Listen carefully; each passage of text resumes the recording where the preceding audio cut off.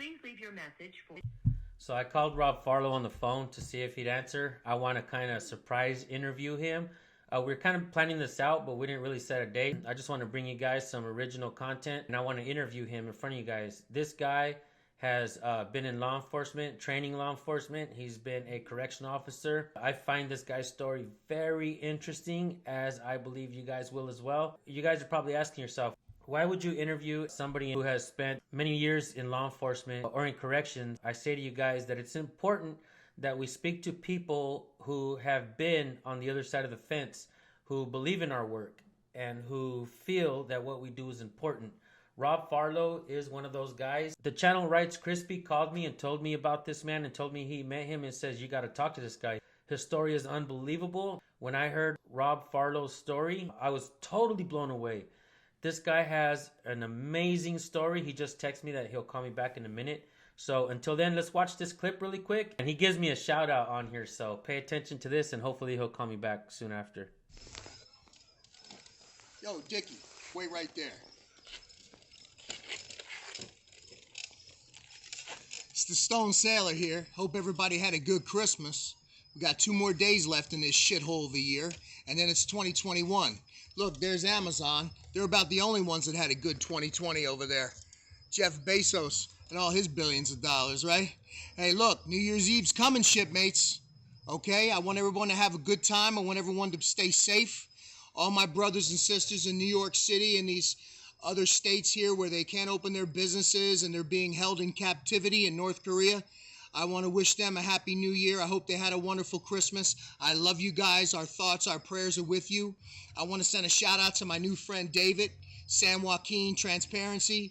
These guys are auditors, First Amendment auditors. They're going out there. They're fighting for our freedoms and our liberties that so many people have been taken for granted.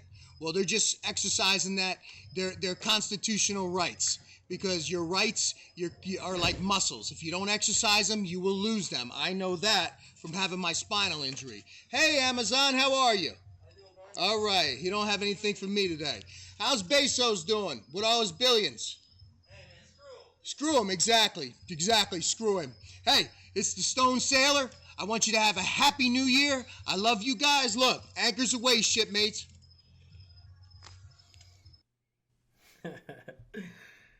The Stone Sailor, folks. He's got an amazing story, I'm telling you. Let's watch another video of his really quick. Wait for him to call in. What's going on, shipmates? It's day 1 today. Day 1 of Jiu-Jitsu. First day back since being paralyzed, November 27, 2019. It's my first day back in class. You can see. See this right here, shipmate? See it, Dickie? All right? It's going to be black soon. You understand? What did Wesley Snipes say? Always bet on black. Well, always bet on me, the Stone Sailor. All right? Because I'm never going to fucking disappoint you. This guy's awesome, man. His story is a motivational story. He was paralyzed. And I'll let him tell his story for you guys. And you guys can see what he's all about. Just a solid man, solid individual. One of the things that won me over is when he said that when he entered his job in corrections, on the first day of the job, he told his fellow co-workers, look, don't mess up in front of me because I'll turn you in. And he basically said that let everybody know that he wasn't going to be a bad CO or a bad cop or whatever, that he was going to do the right thing, and basically let everybody know not to be doing bad things in front of him, not even include him in what they do, that is bad. So let's listen a little more and wait for his call, see if he calls in. It's the Stone Sailor here. Before I was a Stone Sailor, I'm also a retired law enforcement officer. I was also a military policeman, federal corrections officer, police instructor, defensive tactics instructor, firearms instructor. I've done it all in law enforcement. I was a canine handler, drug detection, bomb detection, everything. 2 deployments to Iraq, all that stuff. Trained dogs, was a handler and a trainer, used to grade other handlers and dog teams and do trials and training problems and stuff like that. So, needless to say, I know a little bit about law enforcement. What I saw at the Capitol the other day was an absolute disgrace. But it all made sense to me when I bumped into a very good friend of mine who happens to be an active law enforcement officer and is actually an instructor at an academy. He told me that because of COVID, they're sending some departments, okay, and I'm only speaking for Florida. Some departments, smaller departments, I guess, that didn't have a bigger budget, were sending their guys through a virtual academy. In other words, just like they're telling the kids to stay home and do virtual school, this is what the police recruits now are doing. Your corrections officers and your police officers now, they're starting to push them into virtual classroom training. If you think the gap between the public and the police is wide now, wait till these officers get on the streets. I guess it makes sense. Maybe the Capitol police officers were all virtual police academy graduates. That's what it appeared to be. To me, that's what it looked like. I have a very big issue with that. I was talking to this other friend, and we told the story. I said, "You remember when on the playground when we're at school and you get in a fight with someone, a kid, and then the guy ends up your best friend later on down the road, right?" Well, kids today are being robbed of that experience because of COVID, because of virtual classrooms, okay? I know a lot of you out there have had an experience like that in school. You get in a fight, the kid ends up your best fucking friend, right? So those precious memories, those precious years are being taken from them. Now they're taking them from the police, the new police that are coming in. We have a huge disaster coming, folks, when all this stuff spills over in 10 or 15 years, the effects of it. It's scary, okay? And I just wanted to bring these things out because I am, a big advocate of my constitutional rights and always protected the rights of citizens when I was a law enforcement officer. My mission was to protect the constitutional rights of all Americans. That was my mission. That's what cops should do. But when I see cops closing down businesses,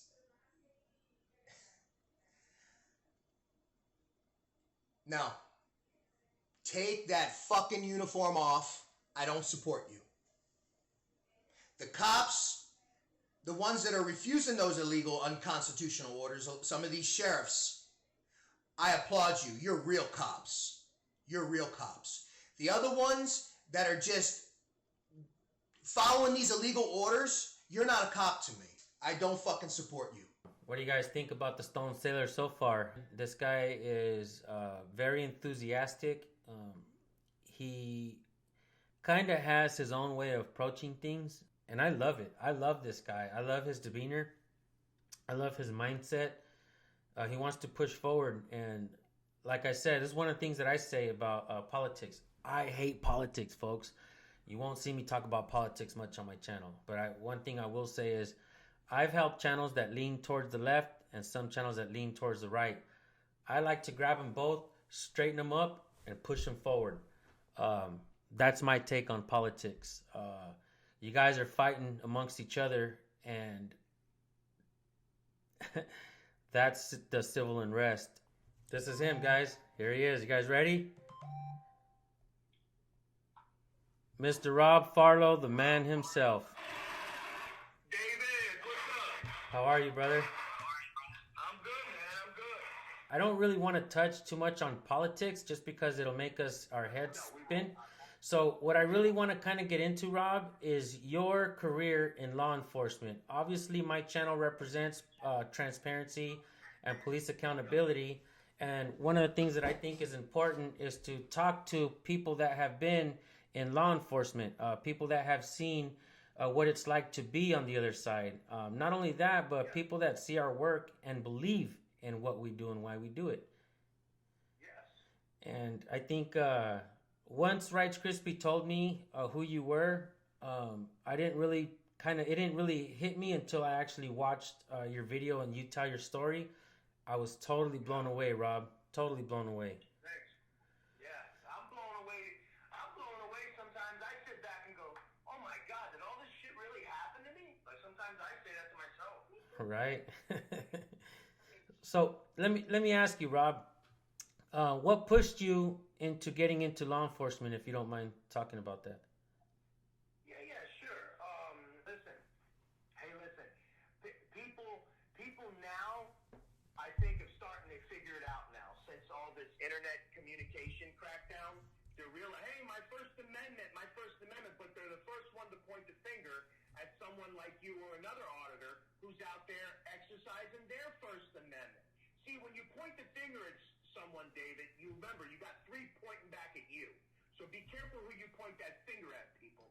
Right. So these First Amendment auditors are out there exercising their First Amendment rights, but the cops are coming. They're being illegally arrested. They're being disrespected, and everybody. A lot of people were okay with that, but now since their internet got shut down, now they're upset. They're mad because their First Amendment rights being taken away. You guys have been fighting for First Amendment a lot longer since they shut the internet down, since Facebook and all those other guys, Mark Zuckerberg and what have you. You understand? You guys Right. have been on the front lines of this, and I think people understand that today now more than ever about their rights.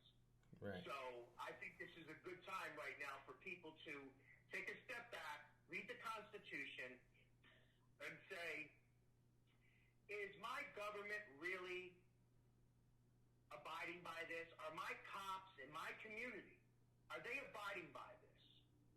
And I have these rights that people have died.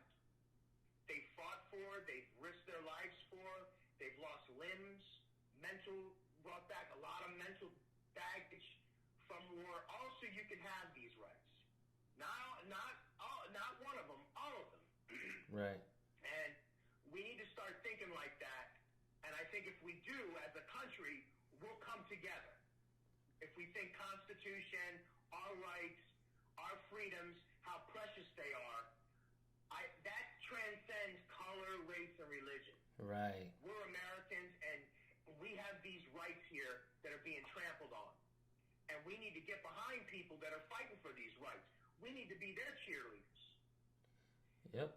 One of the things that I think is beautiful about the cop watching and auditing community is you have people from all walks of life that are involved.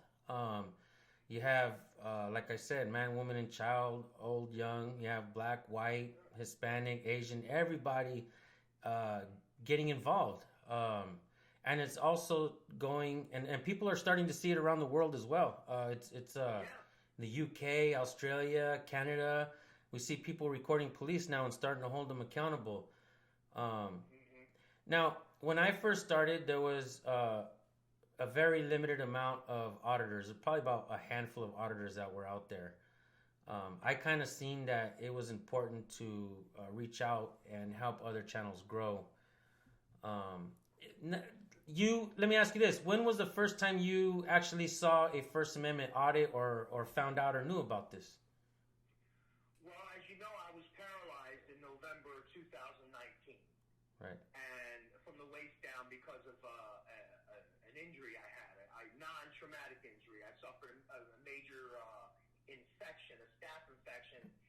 Just one of those weird, rare circumstances, but it got in my spine, and long story short, it ended up paralyzing me, and I was told I was never going to walk. But after that, of course, I was bedridden, and I started watching YouTube. And, because I was so depressed, I just needed to entertain my brain, something to keep my mind off my condition. Right. What happened to me, my body being, basically dead. So I was in such despair that I was just looking on YouTube for things just to cheer me up, man. Something to get my mind off it. And I stumbled across a First Amendment audit. And I saw two police officers behaving terribly, very disrespectful to this young man with a camera. was thinking, what the hell is this guy doing? He's in a public building and he's filming. He's in a public space. I'm like, he's not doing it. Why are these cops harassing this guy? Like, I don't understand. They're following him around the whole fucking building. Like, you know, it's crazy. Let him do his thing and let him get out of there. He's not doing. Then the lady, the Karen, is this and that, and I'm thinking, lady, listen, these cops need to educate you and say, ma'am, this man has a constitutionally protected right to do this. This is a public building. He's in a public building with a camera. He can film anything in view. He's not going in offices. He's not looking through your personal papers. Okay? Educating her. The cops should be educating her and saying, listen, calm down. He's just taking pictures. Now, can I ask you if I'm a cop? Hey, I'm Officer Farlow. What's your name, sir? Of course I can ask you. You're not entitled to give me a response. You don't have to give me a reply. I'm just asking. Hey, what are you doing? Just from none of your business. Say, hey, you are. You're on a public street, after a public space. Absolutely. Goodbye. And as a cop, of course, I can sit back and I can do what I was doing. Of course, I can keep an eye on you just in case. Right. But I don't have to harass you. and it's my job to educate the people. And I was so angry, David. I wanted to get up, but I couldn't. Because I wanted to be like, listen, what the hell's the problem here? This kid has, I say kid, but he has a camera. He's filming, and obviously, everyone just stopped. Like, all these government employees that were working, the 2 cops that were in there, everything just stopped, and they just swarmed around this guy. And I just couldn't understand why. Like, why were they so scared of these freaking cameras? Of this guy doing it. So that was the first time I encountered it. From there, of course, I started, trying to watch as many as I can. And from that point, I became more and more angry. Every time I saw one, I just got more and more frustrated and angry. And I'm like, what the fuck is going on in America? I don't understand this. When that anger started to sink in, that anger was because did you realize and see that our rights are actually really being eroded? Absolutely. You're being being eroded, and it's like there's no public I'm seeing an attitude from some of these cops like, you're nobody. Who are you? Like, you know what I'm saying? Like, who the hell are you? Like, this attitude, like there's some kind of slave master or something, like looking down at you, like, right, you're a nobody, I'll arrest you. Even though it's illegal, I'll still arrest you. Right, right. Am I being detained or am I free to go? The question, answer, you're a cop. He's asking you a question regarding his status. Is he free or is he being fucking detained? It's one or the other. You're either pregnant or you're not, bro. And as a cop, you need to answer that citizen. No, you're not being detained. Right. Goodbye. Or yes, you are being detained. Okay, now articulate why. Mm-hmm. That's what pisses me off. The lack of respect that I'm seeing. And it always seems to be that when a person's there exercising their constitutional rights, whether it be in the DMV or wherever, the cops come and the cops that are supposed to, look, your job, your number one priority as a law enforcement officer is to protect the constitutional rights of all Americans. If there's somebody that's working in the DMV or wherever you guys are at, and they don't like you there just because you have a camera, the police are supposed to go and defend your right to use the camera in that public building, not fucking trespass you. You understand? Their job is to go in there and say, listen, calm down. He's not doing anything illegal, okay? I can't trespass him because he hasn't done anything illegal. But it's like, they'll take sides with them because they're part of that system. Yep. But they should be taking sides with the Constitution and their oath, which is to protect your constitutional rights. Do our videos show perfect examples of what you just said? Yes, I agree. I believe they do. How do you feel about the auditor in general? Well, in general, listen, everybody has their own style, okay? And I'll leave it to this. I'll leave you with this. And I just want everyone to think that are listening to this that are auditors. Of course, I have some auditors I think think are awesome. They're polite, they're courteous, they're professional. There are some that go off reservation a little bit. And this is what I mean when I say this. When you tell a police officer, I am your boss, right? You are my employee. You are 100% correct. However, as a boss, you should not verbally abuse your employee, nor should the employee verbally abuse the employer. You understand? Right. It's a two-way street. You give respect, you get respect back. Okay? Yep. So, but a majority of the auditors I've seen were all good. Everybody has a bad day. I understand. But I like a polite, courteous, professional, educated auditor, because that's how you're really going to change the hearts and minds of the people out there that are now so disgruntled because they can't believe how the First Amendment was just taken away from certain citizens because of political beliefs. Those people are so angry right now because they see it. Well, they need to see it the way I see it, how I'm just as angry that they did this to you as they are about taking away someone's Twitter account. You understand, David? Yeah. So I would say, as an auditor, if you really want to change and you really want to get the hearts and minds of the people like me, people from the other side, the moms and the grandma, grandpa that are so pro-police that they could just execute a guy in the middle of the street, and they're like, oh no, that guy must have, he still must have been doing something bad. You know what I mean? What? How you change them is by being polite, professional, courteous, and educated. What do you have to say to the police officer that's watching right now that's still on the force? I would tell him or her that always remember that you have to give respect to get respect. Always remember that your job is to protect the constitutional rights of all Americans. And I think you also have to go to work every day and tell yourself, no matter what happens, I'm going to do my absolute best to provide the best service and the best, money for the taxpayer. I'm going to go out there and do my best, and I'm going to be polite, courteous, and I'm going to do the freaking right thing. Be damned. Anybody else be damned. I'm going to do the right thing. That's how I would go about it. And if you're in a situation where I know that it's easy to gang up on people. They're like crabs in a barrel. Everybody wants to get promoted. Everybody, this and that. But you go out there, you do your job, stay true to you, and there's a lot of good ones out there. Stay true to you, and everyone else be damned. Remember your oath. Protect the constitutional rights of all Americans. That's what I would say.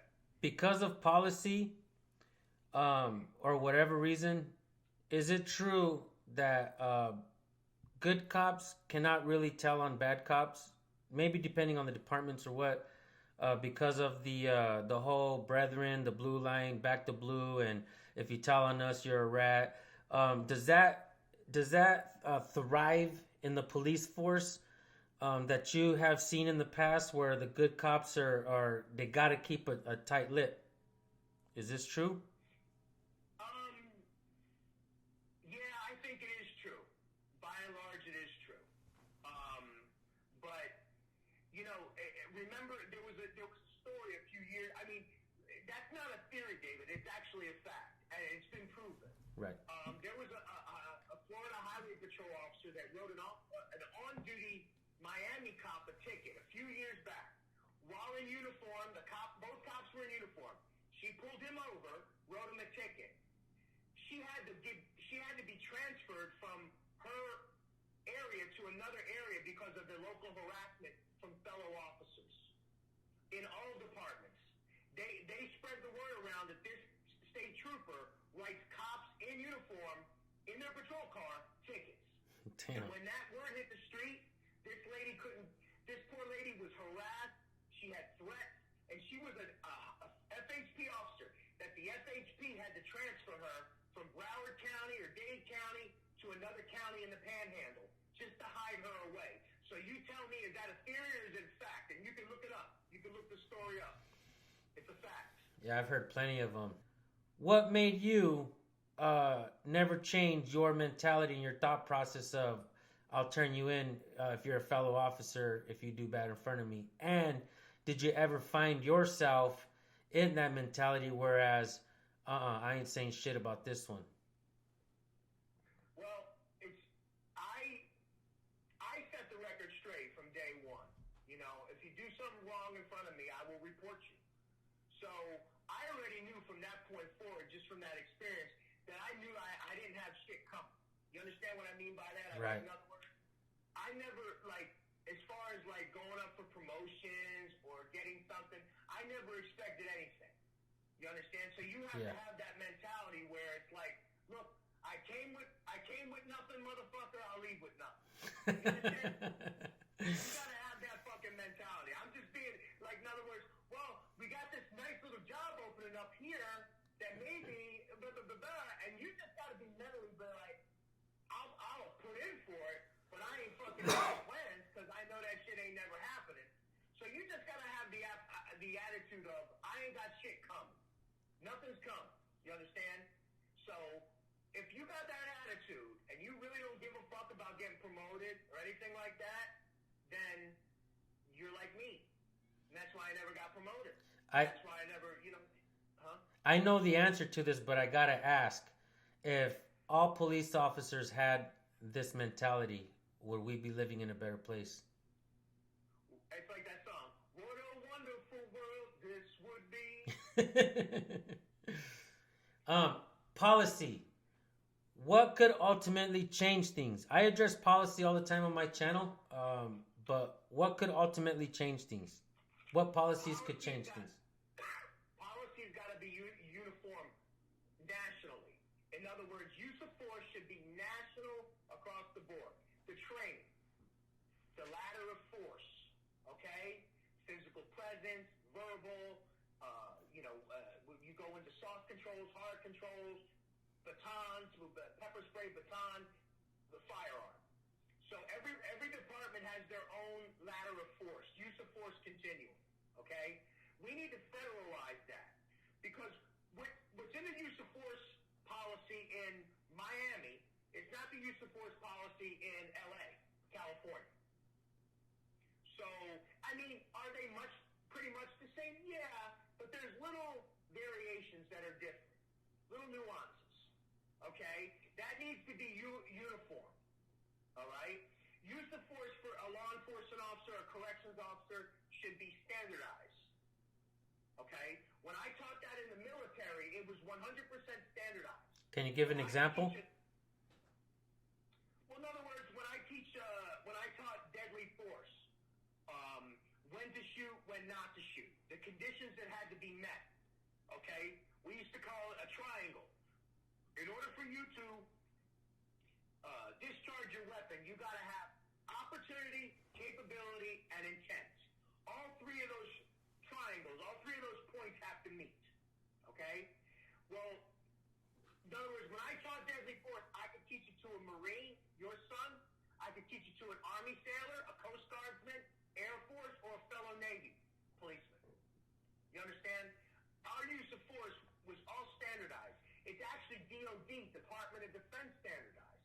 So in other words, when you go onto a naval installation or an Army base and you see a civilian Army police officer or a civilian Navy police officer, they're trained in the same use of force as the Navy military counterpart is. Everybody's on the same freaking page because we work together. So we all have the same use of force policy. You understand? Mm-hmm. What you have in America, every department, every city, has their own little, well, he can use a chokehold here, but he can't use one there. You understand? Yep. And that's where it's got to straighten. That's where we all got to get on the same fucking page.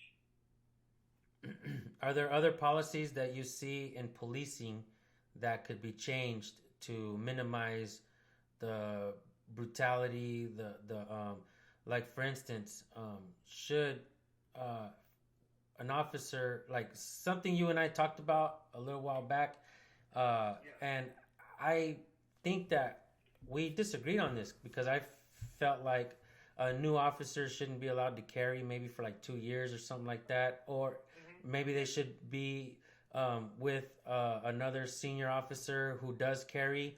And for instance, I personally feel like if an officer is carrying a firearm to a situation where it's just like for one, a victimless crime or a misdemeanor offense, where the person doesn't even look to be threatening or doesn't meet any requirements of use of deadly force, as you just talked about, should the officer have his firearm at his side when approaching these incidents? Because a lot of the times, I believe that people end up dying because people are defiant and we don't like to listen sometimes. And when somebody comes up and tells us yada yada yada, and you got a weapon on you, I'm like, fuck that, I'll take your weapon and use it on you, right? And that's why a lot of people die, because cops say the guy gets too close and he could have reached for his firearm for his safety. I had no choice, right? So when you look at this whole thing about officers being able to use deadly force, I spoke to somebody else who's still in law enforcement, and they said that we need to stop hiring officers that are like so young. Like, these people need to have some kind of life experience.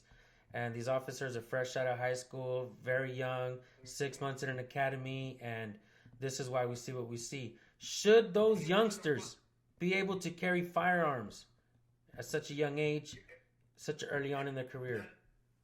Now, there's a couple different questions in there. Right, sorry. Let me ask this. Let me answer this. As a police officer, you're trained in firearms, weapons retention, all that stuff, okay?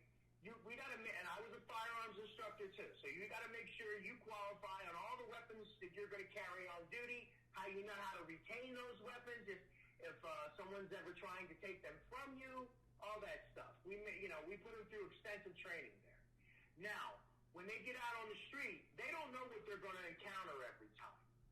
That person that you said is argumentative or upset, that person could have a gun on them too. That cop doesn't know that. It's the unknown. So if you send an unarmed cop in there, you're really sending him into a very dangerous situation where he doesn't have a firearm to defend himself or herself. So I think so I disagree with the whole unarmed cop thing, right? Now let's go to the hiring. Yes, that man is correct, whoever told you. They hire these young kids with no life experiences because, one, they haven't done anything in their life, so their background check will be easy. It's a quick pass. The background investigators don't have to dig through this person's whole life. See, when I got hired over in the feds, I lived 38 years of my life. I had military, all this stuff, so my background was extensive because they have to go and contact people and verify stuff.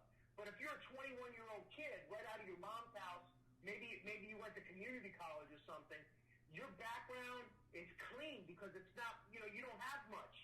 You don't have a bad credit score. You know what I'm saying? You haven't lived your life yet. So they take these kids and they put them as police officers, and they can't relate to the community, right? Because they're not old enough. They're not mature enough, okay? And they don't have the life experiences. Two, also, how do you, in my opinion, you should have to live in the community that you police in. Because then you are vested. You have skin in the game. Your wife or your husband, your kids all go to elementary, middle school in that town.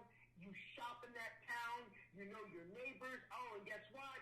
Cindy, she's a cop too. And you know what I'm saying? She knows the community. She knows, and he knows who belongs there, who's up to something bad, and who's doing good things. She knows, that cop knows who so-and-so has a drinking problem, so-and-so, his mom has dementia, gets lost sometimes when they go to work. This cop knows everything about the neighborhood. That way, they roll up on the scene and like, oh, that's Mrs. Johnson. Okay, she has pre-stage Alzheimer's. Let me help. Boom. You understand what I'm talking about? Yes. That's why a cop should live in a community that he or she serves in. Go ahead. I also believe that helps with identifying officers, because when you live in the community and the community knows you, they're gonna say, "Hey, what's up, Richie?" They're gonna say, "Hey, what's up, man?" And they don't even need to check the name and badge number because everybody knows him. Whereas today, it's a joke. Okay, what I see, police officers have their names in millimeter size, and they point, say it's right here. They don't show ID. They don't identify. For the most part, we can agree. I'm guessing that a high percentage of officers don't live in their communities, right? No, they don't. So, They don't. so The majority don't. the disconnect is there.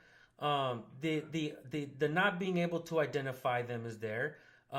Even if we're able to get close and identify them, we can't get close because you got to keep your distance for safety.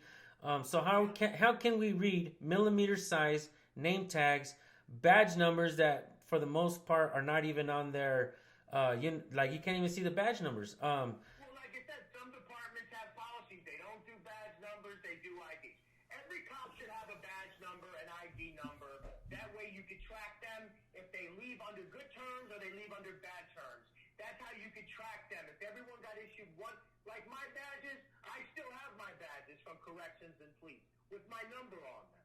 You understand? Are they millimeter in size? No, I'm talking about the gold shield. Right. Like the one that, but no, it should be in bigger letters, and it should stay with you. That ID tag should stay with you. Right. Let me ask you this. I did a meme where Jason Bassler at Police the Police, I reached out to him and he was like, "Man, that makes sense, bro, what you're saying."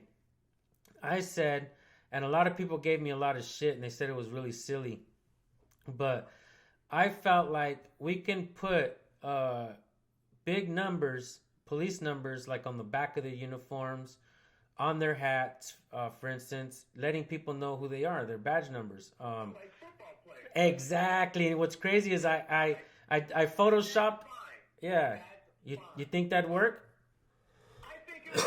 And the police officer, if I'm walking or I want you to know, like from that's Barlow.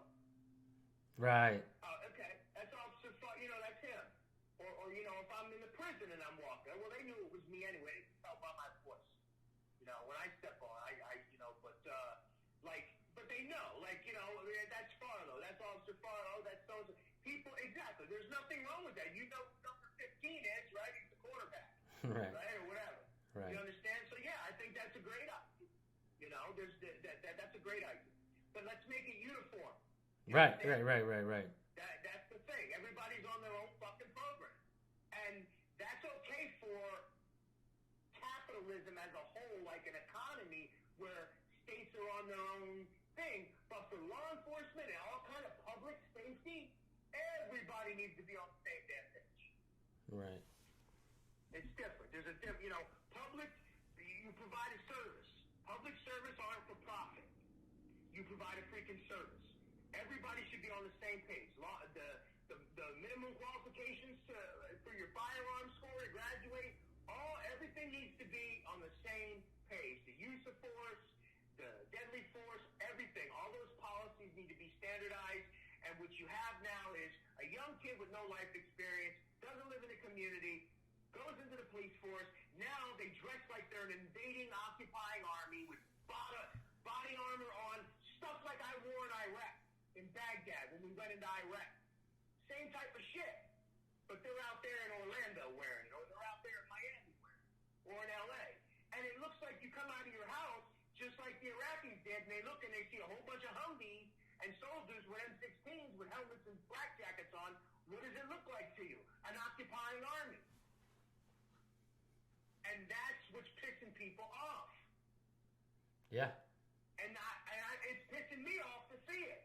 Because it's like, you go up to a lot of these guys, they got all this flak jacket on, body armor, helmet, AR-15, boom, sling on, everything. And you're like, "Hey, dude, were you in the military?" He goes, No, I wasn't in the military. And I'm like, "Oh." And you see, like, you got the hat, haircut, flat top, high and tight. Most of them, honestly, weren't even in the military. It's like basically, I think what people are seeing now, like the young kids coming up, like I used to watch war movies, David, and I'd be like, I like the military. I want to go in the military, like Chuck Norris and free the POWs. You know what I'm saying? Yeah. Right?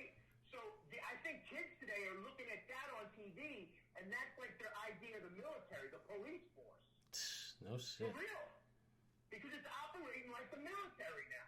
Because a lot of these guys they would bump into me and, oh, you were in the safety, you know, oh, yeah. Like, yeah, were you in the service? No, but thank you for yours, you know. Oh, well, thank you for yours, too. You know, but it's like these guys, you know, they have the haircut, they're in the, you know, it's like they have this persona like they wanted to be in the military, but like, boom, you know, the police are like the military now. The police are acting more like the military than the military. When I first started my channel, there was a comment that I never forgot. And I always remember this when somebody brings up how police officers dress like they're in the military. But yeah. they said like this, okay, so I just seen 2 audits. The military was dressed like the police of yesterday, and the police were dressed like the military of yesterday. And I was like, damn. That's a profound quote, yeah. Right? That's a profound. Matter of fact, there was I was working out at the gym, and this young man came up to me and he's like, I'm thinking about joining the military. I heard you were in the military, and you were a canine handler and all this. I said, yeah. And he goes, yeah, I want to do that. I want to kick down doors and, you know, and go into war. I'm like, join the police force, bro. I told him, like, you don't even have to leave home, bro. Just go sign up go put the application in. Take the test. That's what I told him. I swear to God, he was an 18-year-old test. Go join the police force then. Because he was like, yeah, I'm just worried. Like, I hope they keep me close to home, you know, because he said he wants to be around his mama. Like we all do at 18. They had to pry me away from my fucking mother at 18. Right? Well, I wish they would keep me home. I'm like, bro, I know how you can have your cake and eat it too. Join the police force. It'll give you everything, and you don't have to travel. It's exactly what I told the kid. I'm going to try to... Yeah, I'm listening. I'm going to try to find you a comment that I got from someone who's joining the police force, okay? And he wanted to tell me that... Let me see if I can find this. Check this out. This guy's name is Paul, okay? We'll call him by Paul. I don't want to say his last name. I don't know if he wants me to. Hi. Hello, San Joaquin. I'm a subscriber and fan on YouTube and respect your drive and passion to educate citizens as well as law enforcement officials on civil rights. I can honestly say that you've helped me refocus on the real role of a public servant. I believe all of us law enforcement need a refresher on citizens' rights and the role of a public servant from time to time. I go by Janesville Community Radio on YouTube and watch your content. Here is how I carry myself in the career as a public servant. I don't like being put on a pedestal because, to me, I strive to be the best public servant I can be. I'm not a hero. I don't need accolades. I signed up for this job. I am a servant and I cherish the Constitution. I serve my community with pride. The only flag that I support is the American flag, unaltered. I am not a member of any Blue Line outfit nor a member of the Goon Squad. I am a servant to you until the law is broken. But while I carry out my duties to enforce the law, I never stop serving the community. Barney Fife once taught me a very important fact about public service. This badge I wear doesn't represent just me. It represents every citizen of my community who pays my salary and benefits and strives for a safe community. It's not us against them. We're not a gang. We are protectors of the United States Constitution and our communities. No more, no less. I urge all Leos to let some of this sink in and remember the oath that you swore to uphold. In the end, the Constitution is all we have. I'll continue to protect it and my community. And I said, wow, man, thank you for this. Do you mind if I read this to the people in one of my videos? He said, not at all. Keep up the great work. You're more than welcome to share. What do you think, bro? And that's exactly the type of person we need in law enforcement right there. So people out there that say there are no good cops, there you go. Yes, there are. There are good cops. And okay? So, yeah, go ahead. Could it be that our channels are important because of the fact that we do try to show what's going on and how we can get better? Because look, man, I've made mistakes on my channel and I've strived to get better, and damn, I'm not so proud of the mistakes I made. But a lot of the commenters and a lot of the people I talk to, for instance, you, You recently helped me become better. What can I say, man? Thank you. I mean, Well, you're welcome. I don't know how, but I mean, just give you my opinion. no, just I'm no. glad it worked. I mean, you said some things about that contract that helped me make some really strong decisions. Yeah. So hey, like I said, Well, that's the way I would. I mean, those would be my questions if they were presenting a contract in front of me. Those would be my type of questions. That's how I would look at it. You know. I think you're inspiring. We didn't really get to talk much about your story. We will definitely keep this going in the future. I definitely want to do maybe like once a week or once a month. Definitely. No, once a week. I would love it, man. Yeah. I love talking to you, man. You're great, man. I just love talking to you. I mean, you're a really great dude. I can't wait to meet you face to face one day. You know. Thank you, And bro. I really admire you guys. You guys you're going out there. You're braving arrest. You're braving, and it's all just about people are afraid of a camera. If you're a police officer, a corrections officer, a security guard, if you don't like being videotaped, recorded, then you're not living your life right, and you should find another profession. And I don't look at your, see, you said a lot of that young man wrote in his letter, his email, he said, I hope a lot of my fellow, law enforcement officers watch this and look at. They don't understand that you guys are giving the police department a major opportunity to drink from the silver chalice of success. Your videos could have helped the police officers more than anybody in this country. You want to know why? They just looked at it wrong. They went defensive. They were like, oh, how dare you? They should have looked at it as an opportunity to shine. We're going to prove everyone wrong because every police officer take it upon himself and say, this young man's going to videotape me? Good. I want the American people to see what kind of cop I am. You understand? I'm a good cop, and I want everyone to see it. I want to prove it. You understand? That's how they should have taken this opportunity. They didn't take it as an opportunity, the ones that are in the funny papers that you guys got. They took it as, how dare you do that to me? How dare you not do what I tell you to do? How dare you? They just showed their ass. And that's good. Because maybe they don't need to be doing this any longer, or they've been doing it too long. And maybe it's time to move on. Okay?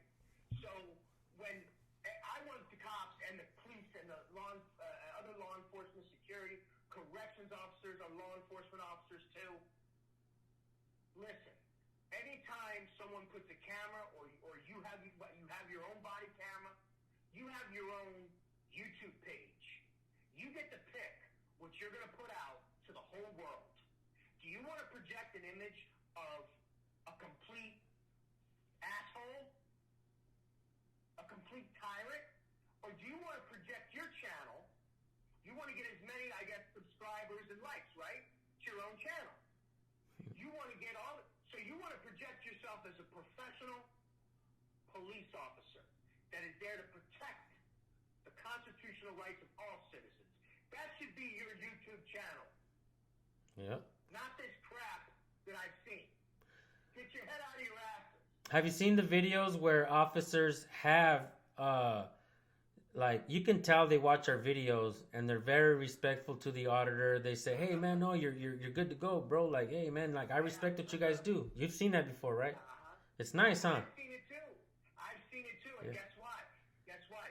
That's why when someone says to me that they don't think they're making a difference by just auditing, it pisses me off because it's right there. It's factual. It's just, you made a difference. When that cop showed, he knew what time it was. You understand? He knew, ma'am, he's public street, constitutional right. You're on a public street, ma'am. Anybody can take a picture of you. Let me just educate you. You understand? That's what needs to happen. See, so now they're coming and they're going, oh shit, yeah, I better walk the line. Yeah, you better. You should be walking the line like there's a camera in your face every time you put on that damn uniform. There should be a camera on you on one shoulder and be watching you, or whoever, God, whatever God, should be on your shoulders watching you every time you put that uniform on. That's how you should perform your duties. It seems like every time, like the people out there, right? They have this whole back the blue mentality. But I like to say on my channel to people like, you guys are cop haters. And I like to say things like, that's silly, man. We don't hate cops and we don't love them blindly either. Welcome to my channel where we all try to learn from each other. A lot of times those people will say, yeah, shut up, you're just a cop hater, liar. And sometimes those people will say, I can respect that answer. Let's see what you got. You know, stuff like that. I'll watch another video. Hopefully you don't put him in a bad light like you did this one. But, you know, we don't put them in a bad light. Sometimes they do that to them. The cops do that to themselves. So that's very true. That's very true. You know, we only have control over our reactions, and you learn that when you take verbal judo. Okay, I was an instructor of verbal judo, of officer to citizen communication, subject verbal communication. Okay, and you learn that you cannot take things personal as a law enforcement officer, and that is something that you learn, and that's something that I think really, from what I've seen, really needs to be either retaught or taught. See, it depends on what department. Some departments don't do a different kind of verbal communication. So, but some of these, I don't know what schools they went to, or if maybe they just forgot. I don't know, but. well, I think we're going to go ahead and end this one so we won't make it too long because people will be afraid to click if it's too long. I'm going to try to edit it down as much as possible. But I do want to give you the floor, the people that are listening today, the auditors, the cop watchers, the cops themselves, the viewer, the person who has just tuned into my channel, who doesn't know what the hell we're talking about. What do you want to say to everybody watching right now, Rob? Just want to say that I'm looking forward to working with you and making the community better, making the relations between the community and the police better. And I look forward to working with you. And I want to make sure that we get back to that, just the simple treat people how you would like to be treated, and that goes both ways. Auditor to police, police to auditor. Treat people how you would like to be treated. Definitely. And give respect, you'll get it. All right. I've never been afraid to interview people or talk to people behind the scenes. Mostly for me, this is my first interview, Rob. So thank you for doing this with me. But I've never been afraid to talk to people behind the scenes. I've talked for hours with people behind the scenes, putting our heads together, trying to figure this out, man. For the people who are going to comment on my channel or maybe even call me behind the scenes and they're going to tell me, don't trust this guy, Rob. He's an ex-cop. Why are you giving him the floor? Why are you letting him speak? He's used to putting people in cages, yada, yada, yada. Don't trust this guy. What do you have to say to them? I would tell them that I never put anybody in a cage. A judge did that. I always did my job with honor and dignity. And I have absolutely nothing to be ashamed of. And you could talk to people that have worked with me. You could talk to some of the inmates that I worked with when I was a corrections officer, people I served with in the Navy, law enforcement, K-9. I've always done my best to always try to leave people better than when I found them. And if you just look at my Instagram page, I was paralyzed. I had no intention to ever or imagine that I would be doing this on the internet and telling my life story about people, how my father went to prison for murder, and how my brother committed suicide, my sister was murdered, how my stepdad and they were all major drug traffickers.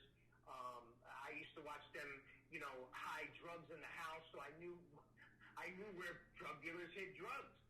I used to watch them, I've seen people brutally assaulted. I've seen guns pulled out on people. This is before I was in the military. And I wanted something different in my life. So I wasn't a guy that was raised with, apple pie, Chevy, and, and all that stuff. I was, you know what I mean? The girl next door, no. I wasn't raised to fucking happiness. So my, joining becoming a police officer and a canine officer was an honor in my life to have done that. And a corrections officer was an honor in my life. And I always went and I always did my best. And I always tried to protect the constitutional rights of all people. And I took the blows. I took the blows for it. But guess what? I have no fucking regrets. I'll put my resume up against anybody's. I'm nobody's bootlicker. And I don't want you to trust me. I want you to allow me to earn your trust. Hell yeah. How Nice. about that? That's good, man. One more question before I let you go, Rob, and enjoy the rest of your day, man. Being a canine handler, when you were done with that, did you purchase your dog for $1? No, I didn't purchase my dog, unfortunately, because my dog had to be euthanized. I stayed with that dog till he was euthanized. He had cancer in his stomach, and it was inoperable. Wow. So it would have been too much for them to operate. It would have been too much. So they put him down.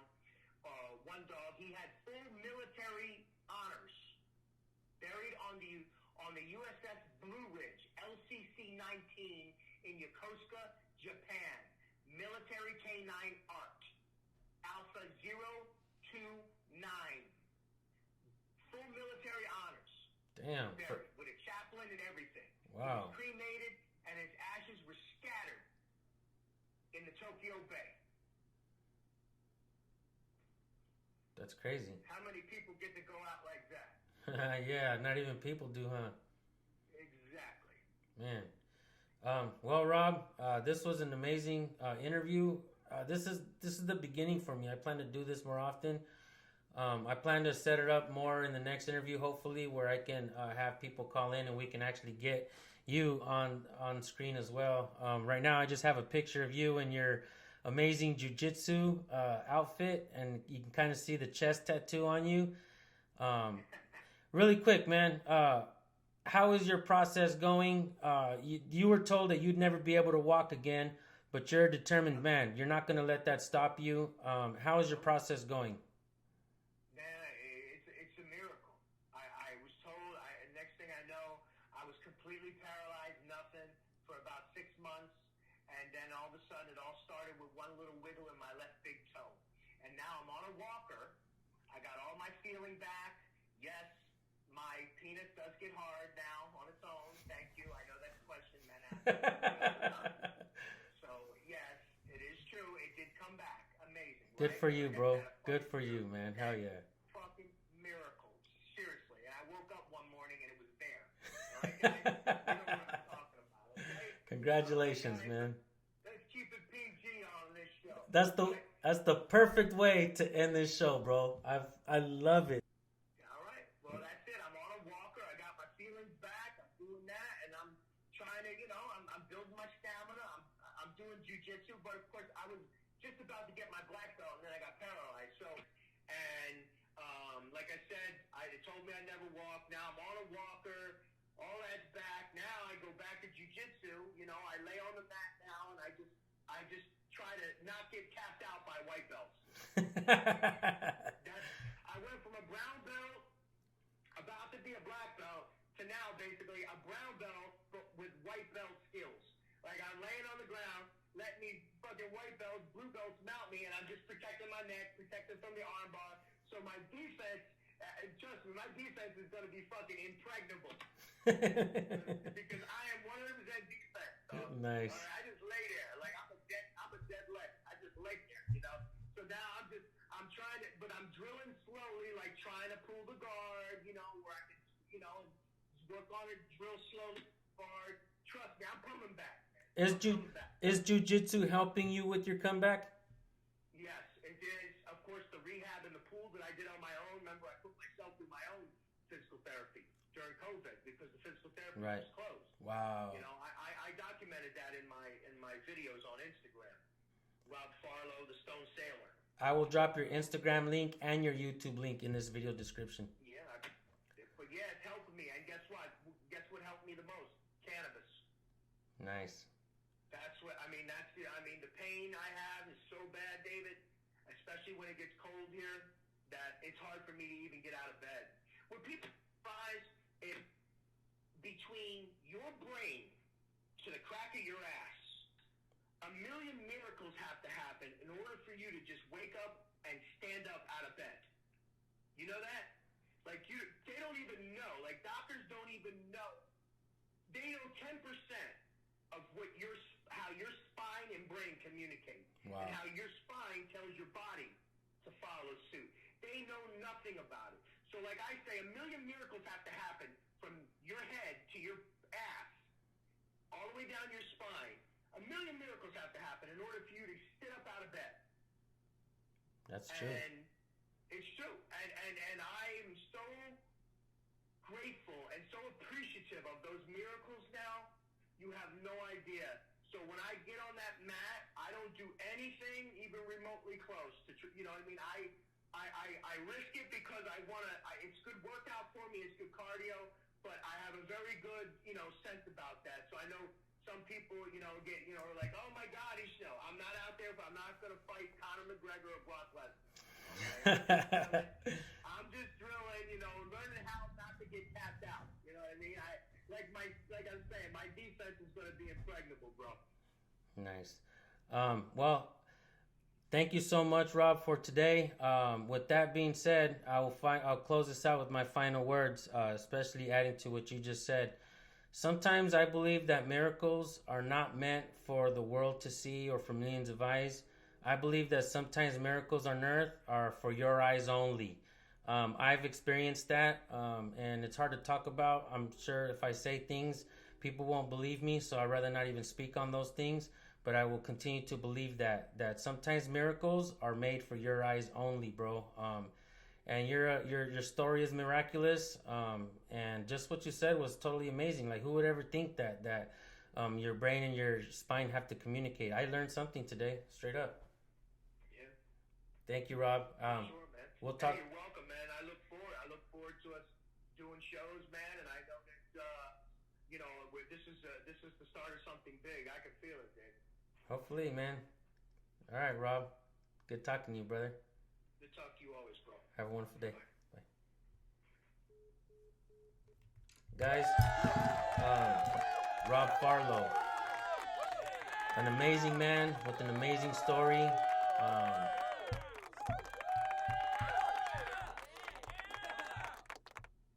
moment of silence, I guess.